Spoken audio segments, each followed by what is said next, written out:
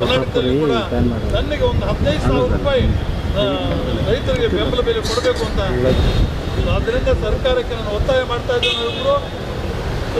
ತಕ್ಷಣ ಈ ಒಂದು ಮಾವು ಬೆಳೆಗಾರರಿಗೆ ನ್ಯಾಯವನ್ನು ಕೊಡಬೇಕು.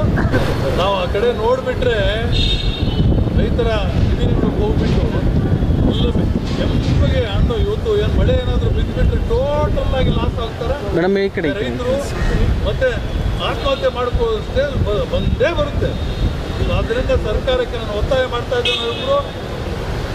ತಕ್ಷಣ ಈ ಒಂದು ಮಾವು ಬೆಳೆಗಾರರಿಗೆ ನ್ಯಾಯವನ್ನು ಕೊಡಬೇಕು.